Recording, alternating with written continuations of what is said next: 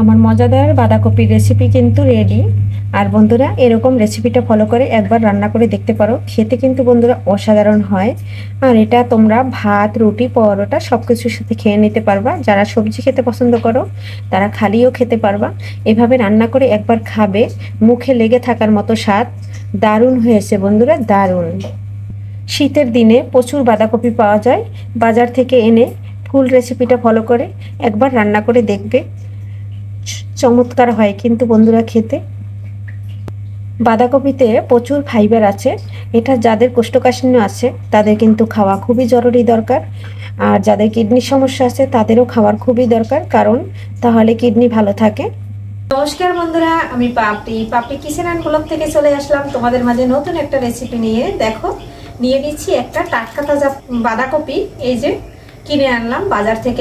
এখন আমি এটা কেটে ধুয়ে পরিষ্কার করে তারপরে নেব, রান্না করতে চলে যাব। কিভাবে রান্না করি বন্ধুরা দেখো। আজকে কিন্তু আমি পাতাকপিটা ভাজি করব। বাঁধাকপি বলে কেউ, বাঁধাকপি বলে, তবে বাঁধাকপিটা আলু দিয়ে ভাজি করব।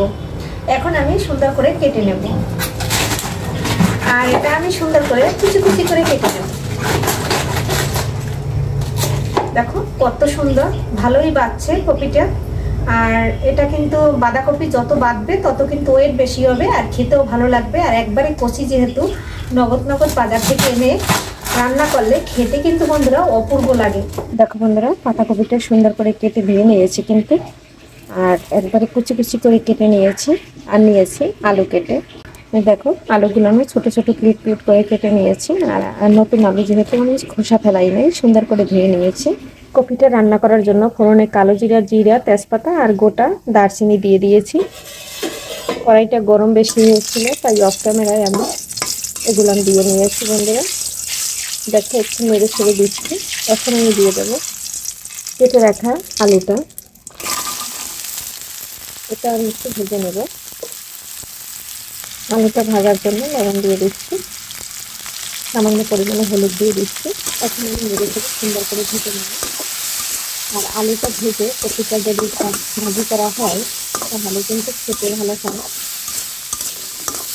বন্ধুরা, আমার ভিডিও কাছে এবং দূরে, দেশ এবং দেশের বাহির থেকে যারা দেখে তাদেরকে অসংখ্য ধন্যবাদ, এবং তাদের জন্য রইল আমার মন থেকে অনেক অনেক ভালোবাসা এবং দোয়া, আশীর্বাদ অবিরাম রইল, ভালোবাসা। দেখো বন্ধুরা, আলুটা ভাজা হয়ে গেছে। এরপর পেঁয়াজ আর কাঁচামরিচটা এর মধ্যে দিয়ে একটু ভেজে নেব। বন্ধুরা, আমার রান্না এবং কাজের যদি কোনো অংশ ভালো লেগে থাকে তাহলে একটা সাবস্ক্রাইব করে পাশে থেকে যাবে। আর আমার ভিডিওটা বন্ধুরা যতটুকু ভালো লাগে ততটুকু দেখবে, স্কিপ করবে না বন্ধুরা। আলুটা ভাজা হয়ে গেছে, এখন আমি কপিগুলো দিয়ে দেবো। অফ ক্যামেরায় কিছুটা কপি আমি দিয়ে দিয়েছি, যেহেতু আমি হাতে ধরে ভিডিওটা করি ওই ক্যামেরাটা অন করতে পারি না। একটু নেড়ে করে দিচ্ছি। স্বাদ অনুযায়ী লবণটা দিয়ে দিচ্ছি, পরিমাণ মতন হলুদ দিয়ে দিচ্ছি। 5 মিনিট ঢাকনা দিয়ে ঢেকে দিলাম। 5 মিনিট পরে তারপর নেড়ে চেড়ে মিশিয়ে দেবো। 5 মিনিট পরে চলে আসলাম, এখন একটু নেড়ে চেড়ে দেবো। আর এদিকে দেখো অনেকটা কিন্তু কমে আসছে। আর এখানে কিন্তু আমি কোনো জল ব্যবহার করি নাই, কারণ এখন তো একবারে কচি বাঁধাকপিটা একবারে কচি থাকে, আর এতে কোনো জল দিতে হয় না, তাহলে কিন্তু খেতে ভালো লাগবে না, একবারে নরম হয়ে যাবে। দেখো বন্ধুরা, কপির তরকারিটা কিন্তু আমার জলটা সম্পূর্ণ শুকিয়ে গেছে। এখন কিন্তু এটা আমি নেড়ে চেড়ে একটু গরম মশলা দেবো আর একটু ধনেপাতা দেবো, পরে কিন্তু নামিয়ে নেব। আর এদিকে আমার রান্নাটা শেষ হয়ে যাবে। বন্ধুরা, এখনও যারা আমার ভিডিওটা দেখতেছে, যে বন্ধুরা যদি এখনও একটা লাইক দিয়ে না থাকে, প্লিজ বন্ধুরা একটা লাইক দিয়ে ভিডিওটা কন্টিনিউ করে নাও।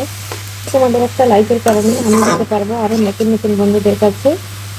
দেখো বন্ধুরা, এখানে কিন্তু এলাচ আর একটু দারচিনির গুঁড়ো করে নিয়েছি, এটা দিয়ে দেবো, কারণ এই কপিটা দিয়ে একটা গন্ধ আছে, সেটা কিন্তু চলে যাবে। আর শীতের দিনের তরকারিতে যে কোনো একটা সবজি তুমি রান্না করবা একটু গন্ধ আছে, সেক্ষেত্রে অনেকে এই গন্ধটা পছন্দ করে না। এর ক্ষেত্রে একটু গরম মশলা দিলে তাহলে গন্ধটা চলে যায়, আর খেতেও কিন্তু দারুণ লাগে। আর বাঁধাকপি রান্না করলে সবসময় একটু মাংসের মশলাটা দিতে হয়, তাহলে কিন্তু খেতে আরও দুর্দান্ত হয়ে যায়। আর দেখো আমার রেসিপিটা হয়ে গেছে। আর পাতাকপির এরকম রেসিপি যদি থাকে তাহলে তোমরা রুটি, পরোটা, ভাত, লুচি সবকিছুর সাথে খুব সুন্দর করে খেতে পারবে। আর এটা তোমরা খালিও খেয়ে নিতে পারবে, শুধু মরিচটা একটু কম দিলেই হবে। এমনিতে পাতাকপি প্রচুর মিষ্টি হয়। যদি যারা সবজি খেয়ে থাকে তারা এভাবে রান্না করে একবার খেয়ে দেখো, খেতে কিন্তু বন্ধুরা দারুণ লাগে। এখানে দিয়ে দিলাম ধনেপাতা কুচি। আর ধনেপাতাটা এই সিজনে শীতের সময় আমি সব কিছুতেই ব্যবহার করি। এখন নেড়েচেড়ে মিশিয়ে নেব। এখন সেগুলো নামানোর পালা। দেখো রান্নাটা হয়ে গেছে আর কত সুন্দর দেখা যাচ্ছে। সুন্দর করে কপিটা আমি একটা প্লেটে নামিয়ে নিচ্ছি।